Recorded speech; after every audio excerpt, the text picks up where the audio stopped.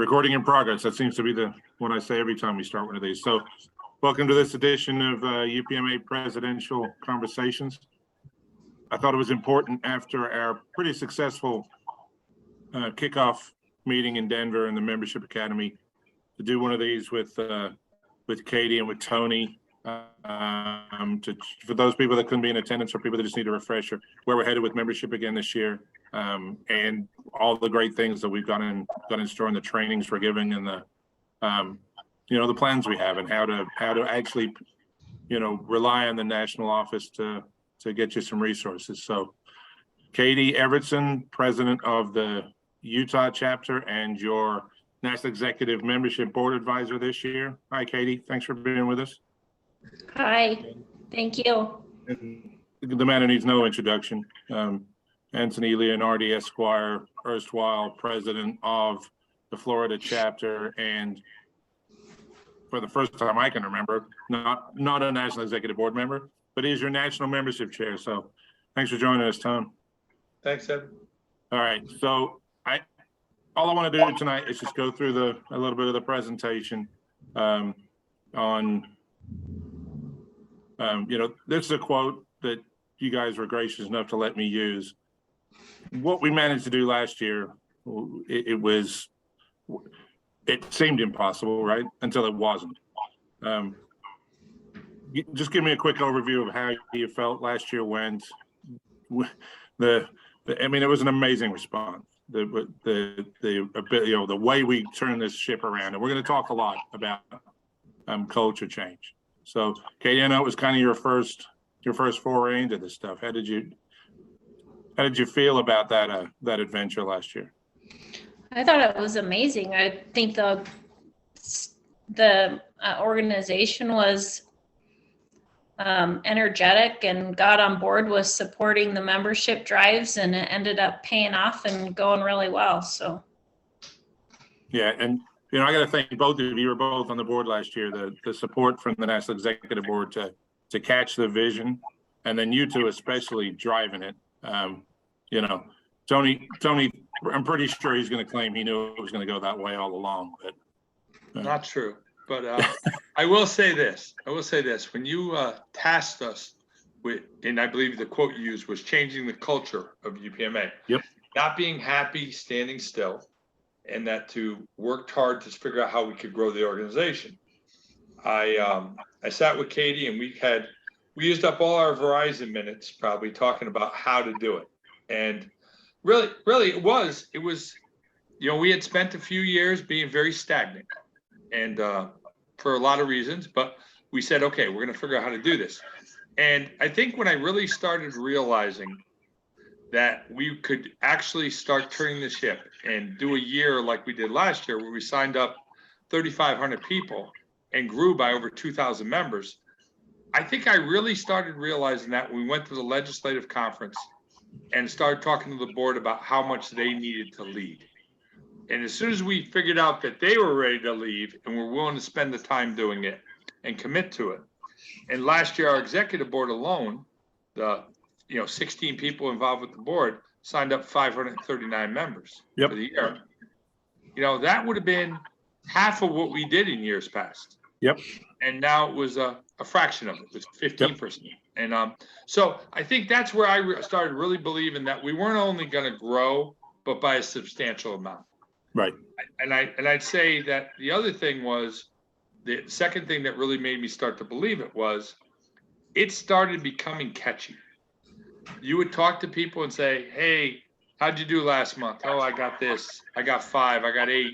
People were talking about it. It was, if not a daily, at least a weekly conversation. Which, and I've been around the organization, not as long as you, but long enough to remember that's never been the call. That was never, membership was something we touched on, like we touch on legislative or PAC, or it was something we touched on, but it was never the main focus. So thanks to you guys, countless hours. I know we spend a lot of time on the phone too, talking about it. So, we're still in the recruitment phase. Yeah. We are this year going to start really putting some resources into engaging and getting chapters to try and get people to come to events. And then the final stage, obviously, is we got to develop leaders for the future. One of the things I talk about UPMA that sets it apart in the postal sphere is all of your leaders in UPMA are active postal employees. And we only get one term. I get one term as president, 3 years, and I'm out. If you're on the board, 3 years, you're out. Secretary Treasurer, 3 years, you're out. You can run for another position or you can run again, but you can't succeed yourself. So what that forces us to do, and I think it's a good thing, is develop leaders.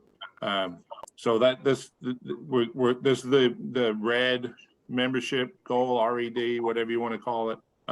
We're still in the recruitment phase. Tony thinks we can repeat last year.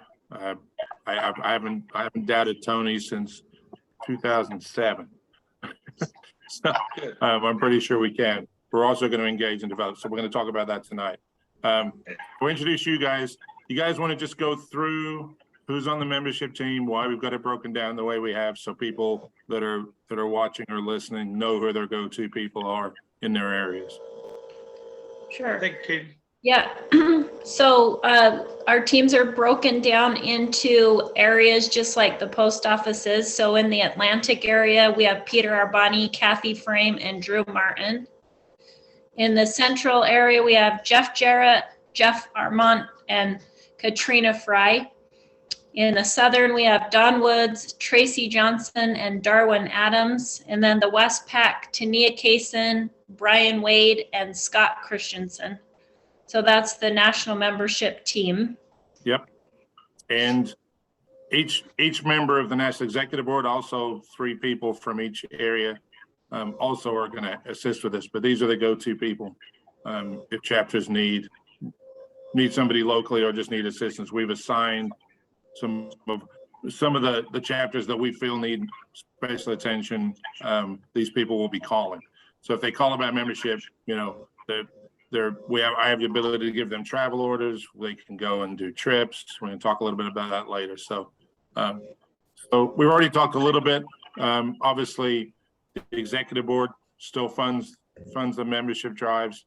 You know, one of the reasons, the free year. One of the reasons we had a big year last year is it didn't cost anybody anything to get in for the entire year. That first year is free. What we felt as a board was, especially for a chapter, generally you're signing somebody up as they're going, you know, as they're in trouble, right? That's you know, at least half of the people we sign up need services straight away. So we rebate $195 to the chapters. You guys are going to talk about incentives too. You know, I know Illinois, we've always given incentive. I know Florida does. I know Utah does. So you can generally get that funded from the executive board. Talk to me a little bit about planning events, office visits, other membership.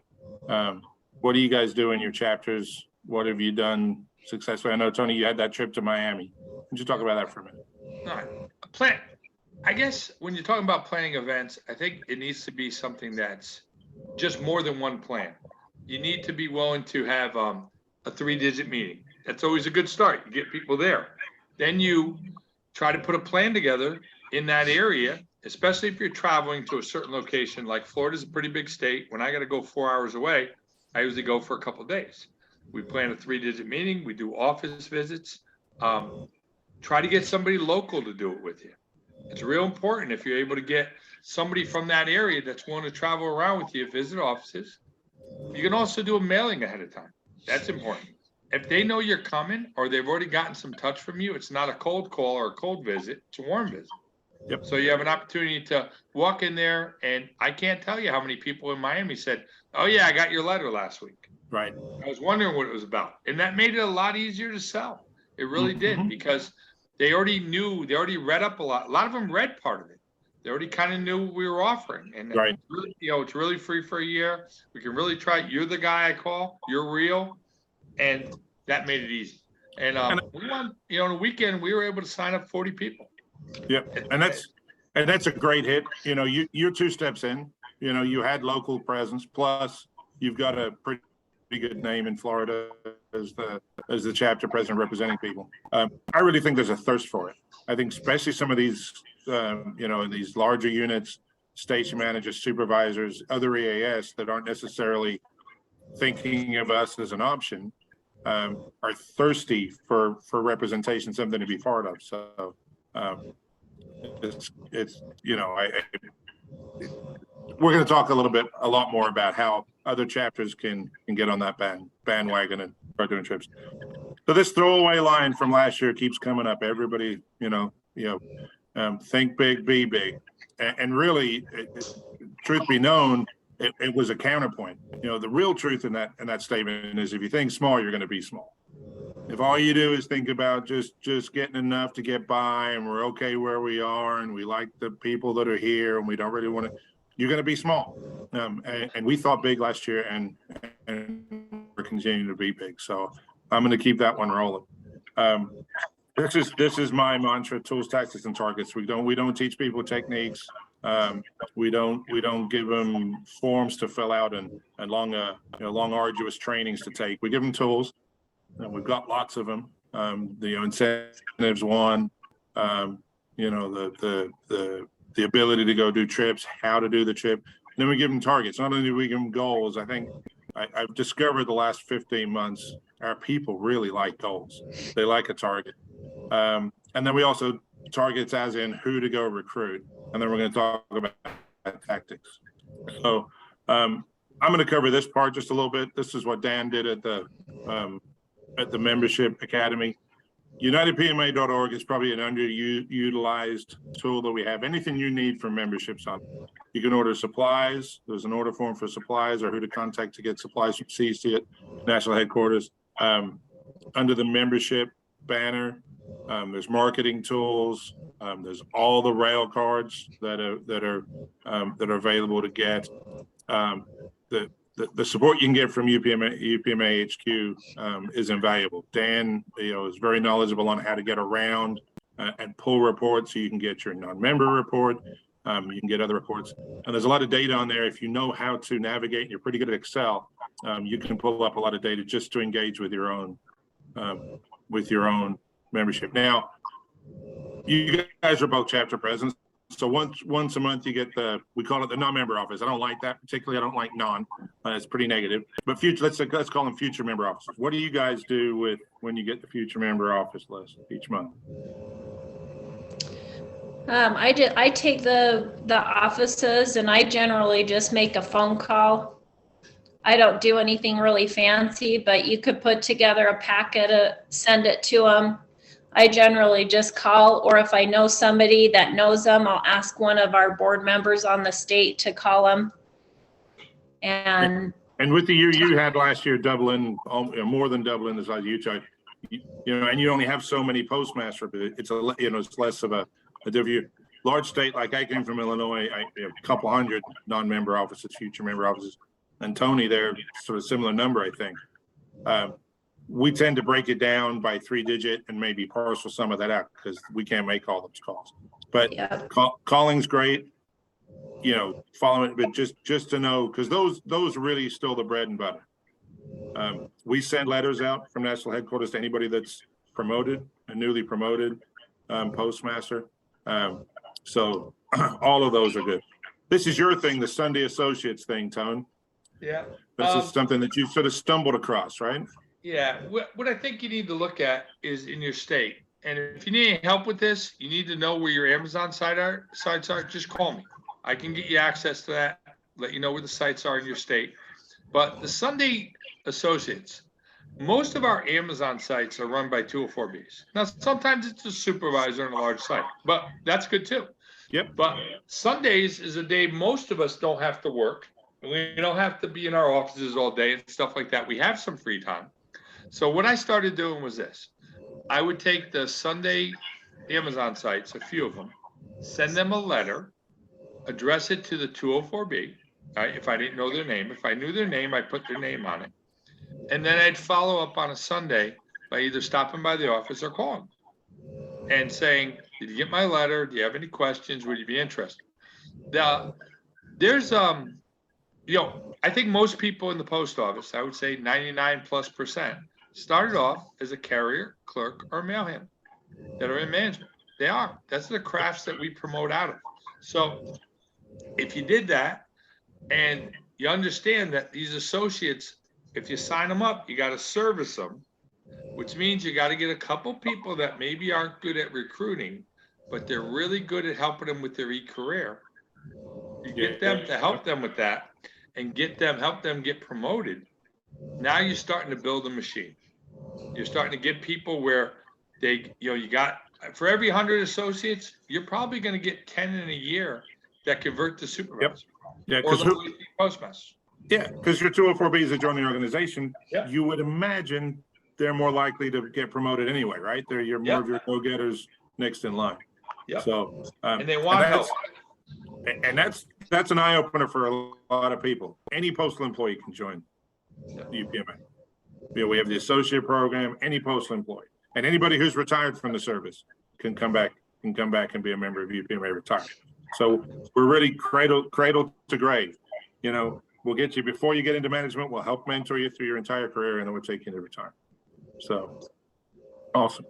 So we've all done these office visits. Obviously, I would say the best way to sign somebody up is putting a form in somebody's hand, right? I mean, that's generally, that's what you close a sale. If you're putting a form in somebody's hand and saying, here, please fill this out, that generally, in person is the way to do it. I put postal meetings on here, and these are also, you always be recruiting, right? We talked about that. If you're on a telecon, be the person that asks that tough question, right? Be the person that people know, like we were talking earlier about your trip to Miami. People know who Tony Leonardi is because he probably tends to be the person that raises his hand in the Zoom meeting and says, what about this? Or, oh, what about that? You get, but you're representing at that point. Yeah. Postmaster Essentials classes, we get access to those. NSP classes, we should get access to those. We should have a plan to go and have a presence at all those. 3-digit meetings. Kate, do you have 3-digit meetings in Utah? Are you big enough to have that? Do you do anything locally? We have 2 districts, so generally we do 2 separate ones. So yeah, we get a good turnout on the 3-digit meetings just because it's geographically kind of far spread out. So it's easier to get smaller groups. Okay. And what's good about 3-digit meetings is not only for recruiting if you invite people who aren't members to sign up, because I know you have a great relationship with your district manager and POOM and so on, and will sometimes come to those meetings. So they get access that way. But it's also a good way to engage your people, maybe to see them more than once a year at chapter convention. So obviously there's other UPMA meetings, office transfers. I know, I put it on there because it's something, if your POOM has somebody that does office transfers, that should be you. And one of the forms they should be filling out when they become a postmaster is UPMA 1187. Career Renaissance conferences, we're going to talk a little bit later. But that's going to be a huge focus for this year. They're coming back, and I haven't seen the final draft yet, but they tell me the book is out, and on the first page it is contact UPMA, and all the presidents. I've told every district, all you got to do, districts and presidents line up, chapters almost line up perfectly. They should be contacting you. And if you hear of a career awareness conference out there and you haven't been contacted, UPMA has not been contacted locally, then you need to run that past me, because that's something we should do. And then representation. When you're out representing people, hey, I'm in trouble, you go represent them. That's another great tactic. So talk a little bit about associates. Where are they? How do you find them? How do you contact them? And what's the follow-up? I know you've got an in down there in Florida with. I mean, what I try to do is, first thing is I try to do it in my own backyard. I got the POOM list, and our POOM's very good. His admin's very good about listing all the 204Bs on the office contact in case the postmaster or supervisor is not there. So that gives you a warm list of people that are looking to move up or covering days off. The other thing I started doing is, if they're a member, it's a real easy conversation. Hey, do you have any 204Bs that cover you when you're on vacation? Can you sign up? Can you look at signing them up? Can you talk to them about joining? So they're looking to move up. Well, yeah, he always asks for a detail, but he can never get one. Well, might be his e-career, might be things like that. So I try to do it in a lot of different ways. First of all, the Sunday Amazon sites they change all the time, but there's, I would say, probably down here about 75-80% of them are run by 204Bs. All right, because it's just that's what they've kind of used to have the regular supervisors pretty much working during the week. Yep. And Which so makes there's, sense. yeah, it does. It does. And the other thing is a lot of them go in, they kind of set up the day and then they deliver a small route, which kind of helps out the office a little bit because they're always shorthanded. So, but those people are really the people that are going to be the next set of supervisors. Mhm. And if you can get them now, and you got to, the real important thing is you got to offer them something. I don't tell them I offer them anything I won't give them. You're going to get help with your e-career. Right. You're going to get to network and go to the meetings. I'm going to buy you dinner at the 3-digit meetings. You're going to meet other postmasters that may have a 204B opportunity. At their level, it's networking. It's networking and help with your e-career. That's what we offer them. And to be honest, our associate members, I tell them, you can do anything in this organization except you can't have my job. That's really the only thing they can't do in our organization. Right. They can't be an officer. They really can't be an officer at the state. That's what I'm saying. They can't have my job. They can't. Right. They can't be the president of the. But they can do everything else in the organization. Absolutely. Beyond that. Yeah. Right. I've got some associates that sign up other associates, and it just becomes a catchy kind of thing. So other opportunities to recruit, other associations, other organizations within the postal sphere. We've got a good relationship going with A+.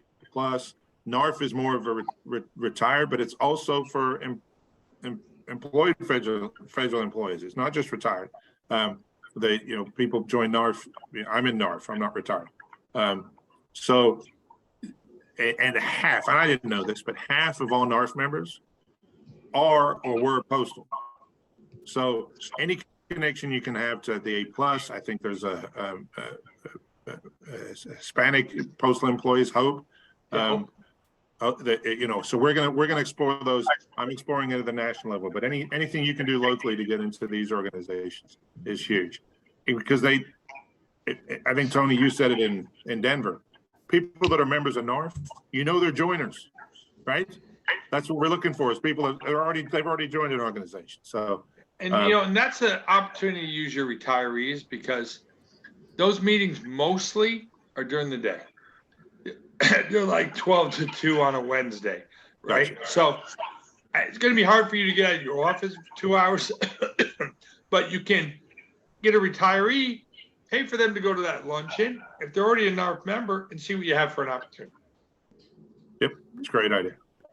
Oh, let's touch on incentives. We talked a little bit about it before.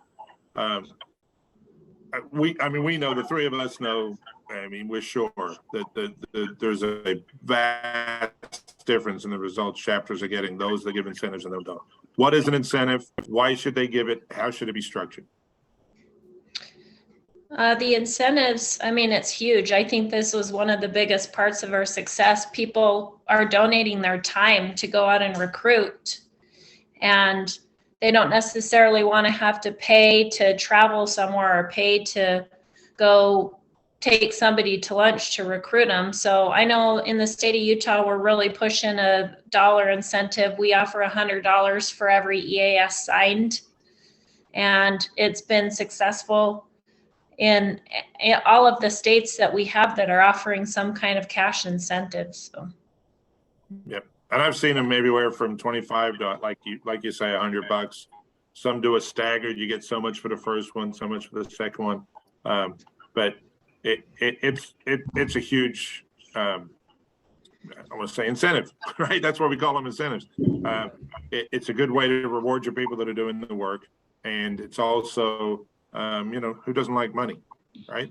And as long as it's less than $195, the chapter is not out anything, because we're funding that from there. So if you're not doing it as a chapter and you want to start doing it, you need to talk to your president, you need to talk to your executive board, and say, how do we get this rolling? Back in the day, Tony, it seems like 1,000 years ago, it was Florida Bucks and Illinois did the Lincoln's program. Yeah. And that's how it started. And Lincoln's on the $5 bill, so you got 5 Lincolns if you signed up an associate or an active in Illinois. And at convention, I'd actually hand out $5 bills, and people loved it. So there's other incentives, there's other ways. I know some chapters give the people that are signing up I know Minnesota's getting into they're going to do a backpack with a folder inside, and and they're all great. All of that stuff works, but you got to have some sort of incentive, maybe especially for the recruiting, because you're right, they are donating their time. So we've talked about this a little bit. We know the results. The chapters that offer incentives seem to do a lot better. So pivot to this now. I know you guys are working on a framework maybe on how chapters can get support from the national office for their incentives. What do we mean by that? What are we looking to do? And how would a chapter approach the national office to get financial support for their initiative? You guys got a form, you got to send it to you, right? Yeah. So the process right now is this. We are in the process of developing a little, I guess you call it Excel spreadsheet is what it's going to be. And it's going to have a list of things that's going to list the expected costs, the expected results for not only what the national is going to support, but what the chapter is going to contribute. And because the only way it really works when we send a national officer like myself from Florida to, let's just say, Mississippi, is a cost to the national office to do that. So we need the local chapter to be involved and make sure that they have some local people to help us recruit. Because if I walk in there and they don't know who I am, but I'm with somebody that they know that's been in Mississippi their whole life and has been an active member, we have a much better chance of recruiting. So we're in the process of putting that template together. We'll have it by the weekend, and we'll get it out to them, and then we'll start seeing what results we get. But you got to have costs for you, costs for the chapter, and expected results. That's going to be the keys.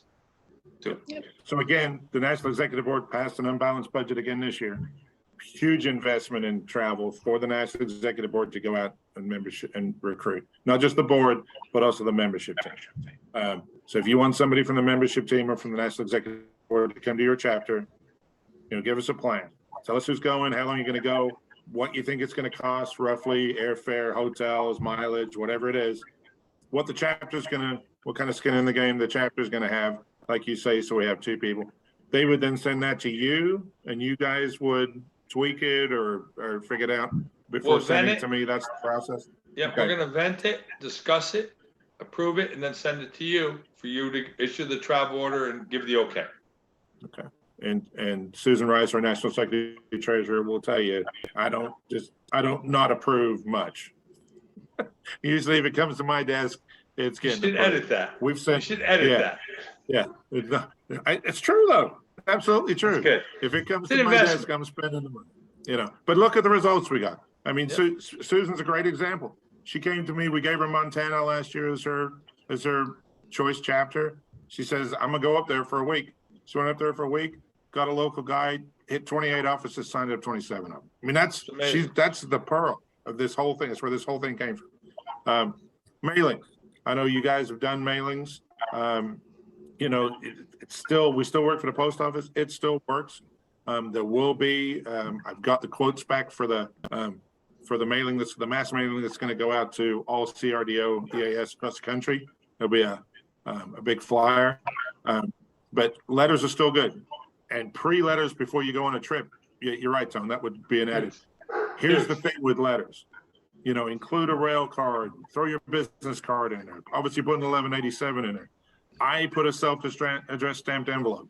What are they now? It's gone up. I don't even know. 63 cents. 63 cents. You buy the envelopes. If you actually buy the envelopes with the stamp on it, whatever that is now, 80 cents probably. But it's less than $1 for them to send it back. So all they have to do is fill it out and send it back. You get one back, it pays for the whole bunch. But here's the key with mailers. Wait about a week, follow up with a phone call. On your lunchtime, call the people that you send letters to. Don't send 100 because you can't make 100 calls. Target it and then follow up. That's the best return we got on mailing. Second year engagement, how do we do it? The national office now has a constant contact list. It doesn't exactly do what I want it to do because constant contact, for those of you that don't have it, it expects you to grow and not delete anybody off. It just thinks you'll grow forever and your customer base will grow. I need to target certain segments of our membership And if you retire, you move from one segment to another. There's no point in me sending you postal stuff now. I need to send you retiree stuff. And associates need different. And people come and go from the organization. So constant contact's great. It's taken me a while to get to it. But we have now almost 13,000 emails, good emails on file. Chapters should do it too. It's not expensive. Your magazine, it should be a premier way you contact people. I've noticed frequency less and less on chapter magazines. This is a big one. We got to, when I talk to the area coordinators and I talk to the chapter presidents, advertising for your events. How early do you advertise? We have some chapters haven't even organized their chapter convention this summer yet. And now it's going to get into, not being able to get a date, and it's late. They wonder why nobody shows up. Save the date postcards, send them early. And then the phone tree. This is something we kind of got away from in this digital age. But, a personal phone call, it always goes a long way. And if you've got a larger state, or any of you that have 3-digit, when you look at that non-member list, future member list, and you look and see, and you have a 3-digit, try and clean up a 3-digit. Try and get as many people in that 3-digit as you can, and calling, and you can break that down. Incentive ideas to attend chapter conventions. Tony, how are you incentivizing people to come to your chapter convention? I know you got 100 ideas. It's a lot easier in a bigger chapter to offer an incentive. It is, because we just we have more revenue coming in each month. But what we're doing in Florida this year is, if you come to the chapter convention and you stay to the end of the business session on Saturday at noon, we're giving you $200 toward expenses. Every active member is getting that. The retirees are giving 100 to their members if they stay all day Friday to the end. Okay. So we're hoping our goal is to go up by about 25% this year in attendance, and we're going to do the same thing next year. And I told them, if we can do that, we'll be right around 40, 50 active people. And that's the number we want to get to. Right. And that's healthy. That's healthy. Where we need to be. Some chapters give the registration feedback, whatever, make it a draw. But we got to come up with ideas for incentives to get a chapter convention. You guys set this goal. I like this goal. This is not something we're tracking, although believe me, I'm going to track it. 5% of your active members to attend a chapter convention with at least 10. 10 you'd think is your board and a couple extras, right? So, you're in a chapter with, 500. What do you have now, Tone? I know the 736 today. So you need 30, 37, 38, 37. So right. 37. Yeah. If I can get 37 people, active people at my convention, that's 14 more than I had last year. Right. And that's prospective new board members. That's prospective new CMRs. That's people that we can plug into the organization to make it grow. So so what is that for you? Tell you that'd be 10, right? That'd be because you'd fall in that 5% 10. So you shouldn't have any problem with that. Yeah, we had more than that last year, so sure. I'm hoping. And I've been to yours the last couple of years. You get great participation from the district. Your district manager, the postmaster of Salt Lake. You get, you had the best presentation I can remember. The OIG came, so there's other incentives, other things that can draw people on. But again, we got to go back to advertising. You got to get a date set for the hotel. Somebody can go book a room and they can decide to come, because we're not everybody's first choice. The sweet spot in that is to really, the push has to be about, I'd say 90 to 45 days out, because you'll get some people to sign up late, but you got to start pushing it 90 days out to get the best return. Yep. If you got a convention in April, you need to have already started. Yeah, you should have started. Right. Those April conventions should have already started. So, yeah. All right. So you guys just want to quickly go through how you came up with the numbers for the goals for the contest for this year. Now, just as an overview, we always used to have a year contest. It used to run from July 1st to June 30th. So we could do it at convention. We've now ran a 6-month competition. Everybody really liked the sprint. I call it the sprint, right? They sprinted to the end of the year. Everybody really liked it. Now we've gone back to January 1 to December 31st as our competition. It's still a year competition. But you guys just want to break down real quick the formula that you used here? Yeah. So it's pretty simple. 20% increase of your potential postmasters. So 20% of your opportunity as far as postmasters go. And then we have a 12% increase to your postal operational EAS. So your other EAS in So you're operation. talking about the gap between what Yep. your locations and your postmaster number is 20% of that, and then 12% of the same thing in operational EAS. Yep. We didn't want to have anybody have a goal less than 10 or 10%. So the minimum goal is 10. And we didn't want anybody to have to recruit more than 30%. So we put a cap So on both ends.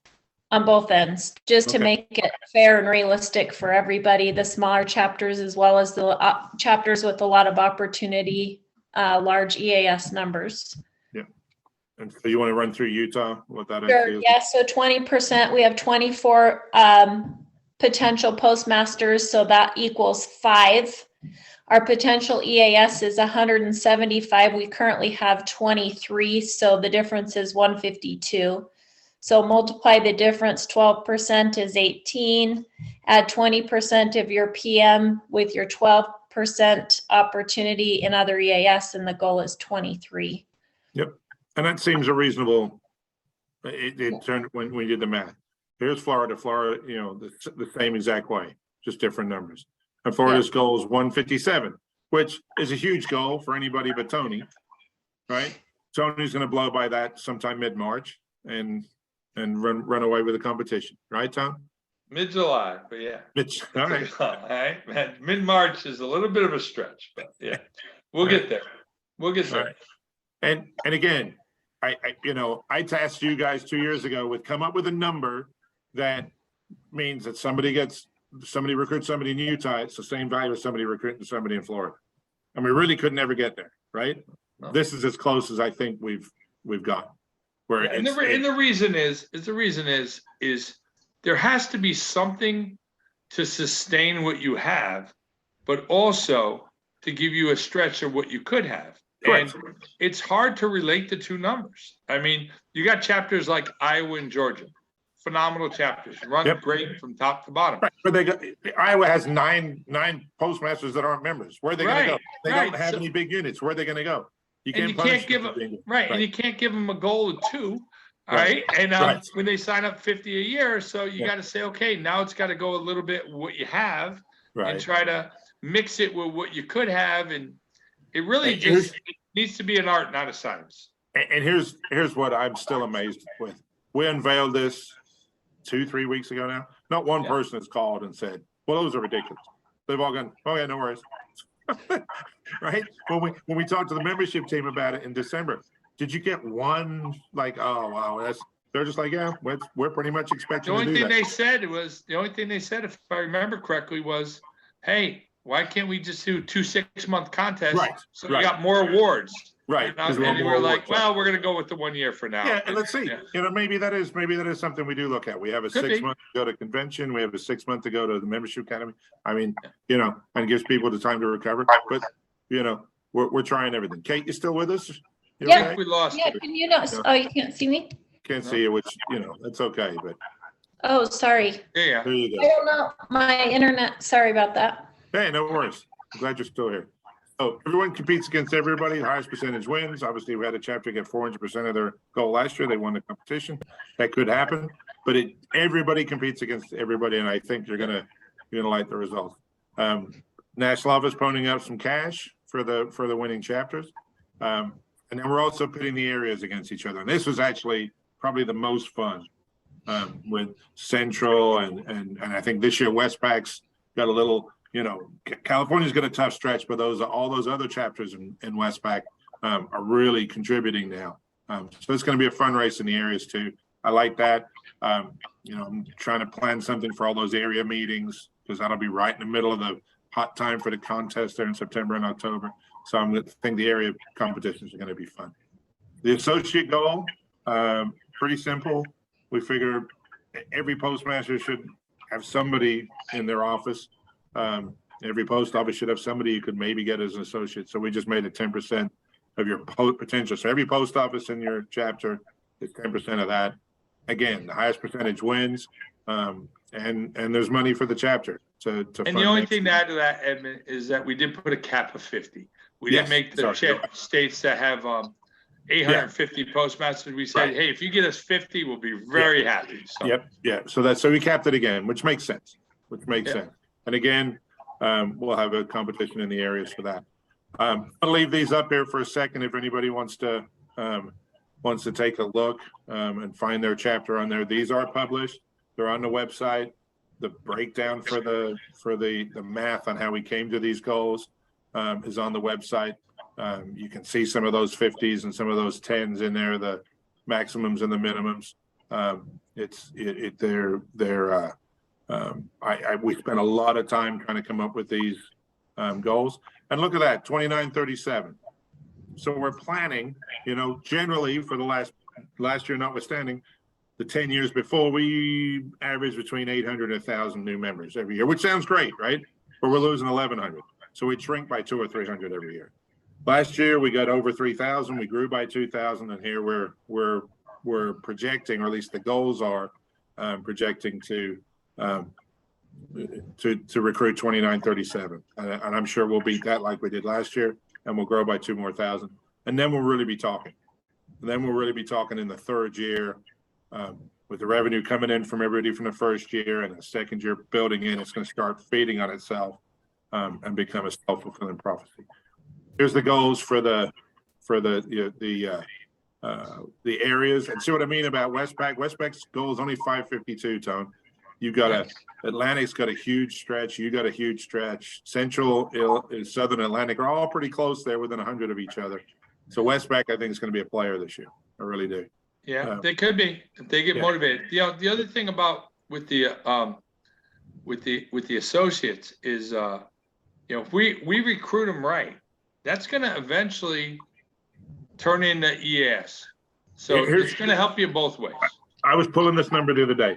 So we have averaged exactly 2,000 associates every year since we started letting them in. It's always been right around 2,000. We've recruited the what out of it.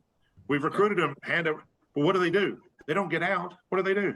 They get promoted. And so they move over. It's a beautiful thing.